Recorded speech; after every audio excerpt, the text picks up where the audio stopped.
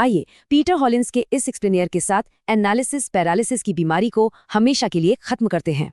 कभी सोचा है हमारे दिमाग के वो एकदम ब्रिलियंट आइडियाज अक्सर बस ख्यालों में ही क्यों फंसे रह जाते हैं?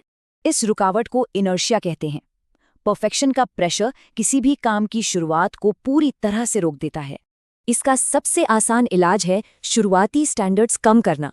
कुछ ना करने से खराब शुरुआत ही सही। चलना सीखने वाले बच्चे की तरह आगे बढ़ने के लिए गिरने का रिस्क तो लेना ही पड़ता है। हम अक्सर मोटिवेशन का वेट करते हैं, लेकिन साइकोलॉजिकल सच्चाई तो इसकी बिल्कुल उल्टी है। असल में एक्शन लेने से ही मोटिवेशन पैदा होता है। छोटे रिजल्ट्स हमारा कॉन्फिडेंस बढ़ाते हैं।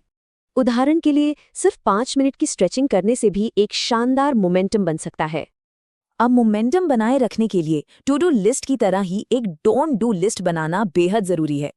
सुबह फोन स्क्रॉल करने जैसी आदतों को छोड़ने से हमारी कीमती मेंटल एनर्जी और फोकस पूरी तरह बचता है। अब बाकी कामों को मैनेज करने के लिए ये बर्नर लिस्ट फ्रेमवर्क सच में एक गेम चेंजर है। एक शेफ की तरह सबसे क्रिटिकल काम फ्रंट बर्नर पर रखिए और बाकी सब बैक बर्नर पर छोड़ दीजिए।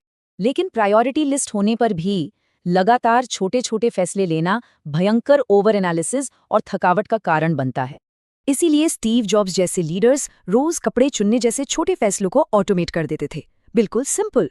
सुपर स्ट्रक्चर्ड डिसीजन मॉडल इसी रूटीन को ऑटोमेट करता है और बड़े फैसलों के स्पष्ट क्राइटेरिया सेट करता है। परफेक्ट डिसीजन लेने के बावजूद कुछ घंटों बाद हमारा तेज फोकस अचानक से गायब क्यों होने लगता है? ऐसा हमारी अल्ट्राडियन रिदम्स के कारण होता है। ये हमारे शरीर के बिल्कुल नेचुरल एनर्जी साइकिल्स हैं। हमारा दिमाग एक बार में सिर्फ 90 से 120 मिनट तक ही फोकस कर पाता है। इसका सीक्रेट है मुश्किल काम को पीक आवर्स में करना और लो एनर्जी वाले समय के लिए ईमेल्स बचाना। इन नेचुरल रिदम्स के हिसाब से काम करने पर बर्नआउट से बचा जा सकता है और डेली आउटपुट बढ़ता है।